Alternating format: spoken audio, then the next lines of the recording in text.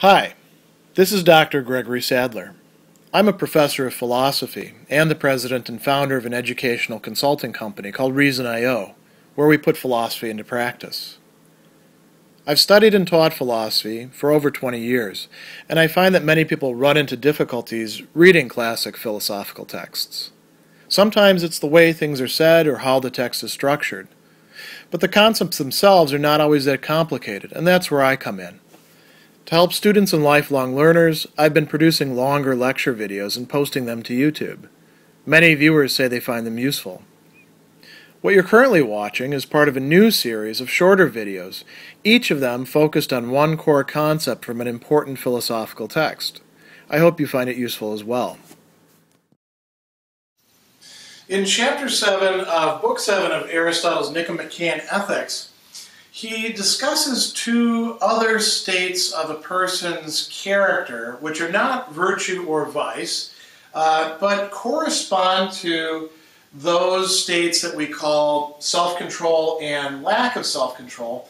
And he calls these softness and endurance. They really run in parallel to self-control and lack of self-control, which in the strict sense have to do with pleasures. And in fact, with bodily pleasures, Aristotle says primarily the pleasures of eating, drinking, or engaging in various intoxicants like drinking alcohol gives us, or the pleasures of sex. And he also excludes some other pleasures from that we might want to put in here, and you'll see why in just a minute. So he says that these are the same qualities as self-control, which is enkrateia, and lack of self-control, akrasia, but with respect to something different. Instead of being about pleasures and not being able to resist those pleasures, it has to do with pains, lupos. And we should understand this term pain in a very broad sense, not just meaning physical pain, like what happens when you hit your thumb as you're hammering a nail, or aches and pains that you have in your body.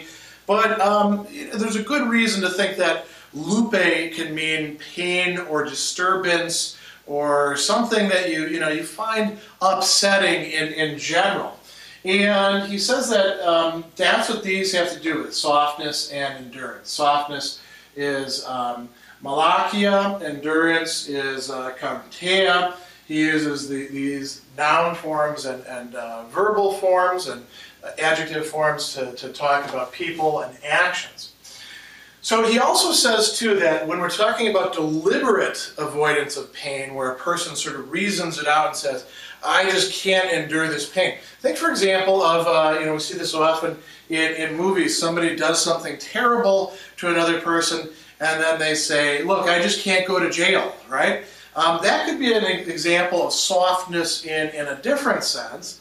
They say, I'm not cut out for this. What they're saying is, I can't endure the pains that I think I'm going to encounter, so I'm going to do this course of action instead. And Aristotle says when it's done in that sort of deliberate way, then it's not really like lack of self-control and self-control, or, however we want to translate them, enkrateia and akrasia. It's something more like intemperance, or the vice that it has to do with those sorts of pleasures, except now it has to do with not being able to resist pains. We use, Aristotle says, the same term, softness, for that kind of person, but it's really going beyond the kind of softness that he's interested in. What he's primarily interested in, he talks about soft, and he uses also another term, luxurious people who are given to luxury. They don't resist pains that most other people do. So he's not expecting some sort of superhuman quality, right, of resisting every pain whatsoever. But he has these examples of somebody who has a cloak, and they just let it drag behind them because they can't be bothered to pick it up, because we might say they don't want to do effort. They don't like to have to put up with something. And I think there's a good argument here to say that perhaps the inability to deal well with boredom in our own culture might be a great example of the kind of softness that Aristotle is talking about. Because people do all sorts of goofy things and fritter away time and make bad decisions based on their inability to deal with something that is not painful as such, but is a kind of analogous to pain feeling of boredom. He also talks about, besides the person who trails their cloak, feigning sickness, pretending not to be well so that one doesn't have to do something, right? To get out of things. These are the sorts of things that I think are very easy for us to relate to. We actually start some TV shows and movies with premises about some kid pretending to be sick. Why? Because he doesn't want to go to school. Why? Because there's something going on at school that's going to be painful for him. And then quickly, he or she realizes that they got run of the house, and that can be quite pleasurable. But for the most part, it has to do with not resisting pains. Aristotle also says something very interesting about what he calls amusements. Things that we do just to enjoy ourselves that are not in themselves necessarily pleasurable. What would these include in our own culture? Well, playing games, whether they're board games or games like throwing a ball with somebody else or computer games. Those would be examples of amusement. Binge watching, Netflix or Hulu or Amazon Prime or whatever you want. A big issue in our own time. That's an example of an amusement. Sporting events would be examples of amusements. Instead of doing something, watching other people do something, right? As a matter of fact, if we think about shows, lots and lots and lots of shows watching people doing things where you sit on your butt or lay on your back or on your side, just doing nothing except watching other people doing things. Those are amusements. And the Greeks had plenty of those. They had games that you could go to. You could go to the theater. You could go somewhere and listen to a poet read his poetry, or you could even go listen to Thucydides read his history, right? If you're into that sort of thing, which people were back then. So people who are too fond, Aristotle's not saying don't enjoy anything, right? But people who are too fond of amusements, who make that, when they make decisions, they may make decisions in the right way at the start, but then they don't stick to them because they like those amusements too much. They binge watch despite their intention not to. They go to the party and they say, okay, we're leaving at 10 o'clock, and they're closing the place down at 2 o'clock. We could go on and on and on with these sorts of things. He says, amusement is a kind of rest, and that is, why we're talking about a lack of self-control or an inability to resist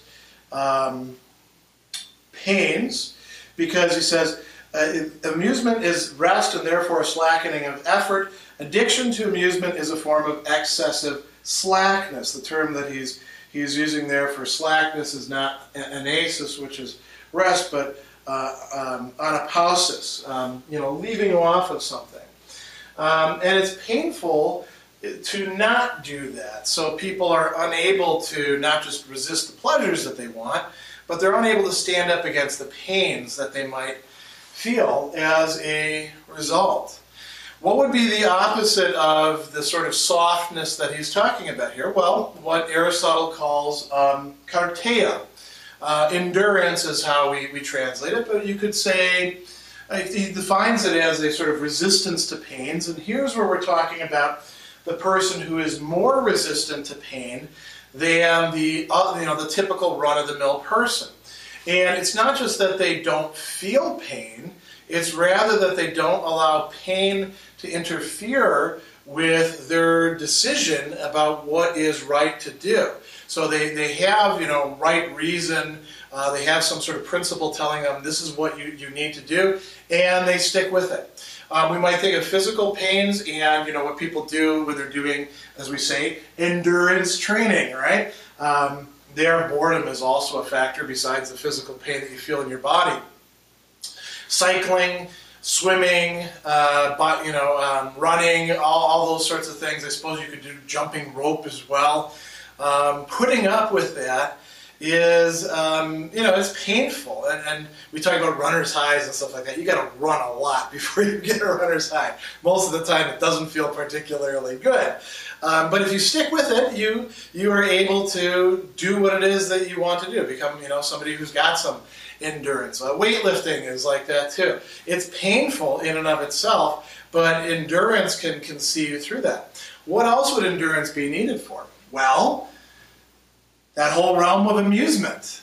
Being able to say no to oneself when you want to just take it easy and not put in a full days of work and just hang around and drink coffee and talk with your coworkers, or sit at home and instead of doing the homework, watch some Netflix instead. The person who has endurance sticks to it. This is similar to what, people love this term these days, grit. Grit would include endurance in the sense that Aristotle's talking about, that is standing up against pains, feeling them, but not allowing them to determine what you're doing. So all of this is a question of where one either gives into or stands against the pains that might interfere with doing what one knows, or at least feels, is the right thing to do in the situation.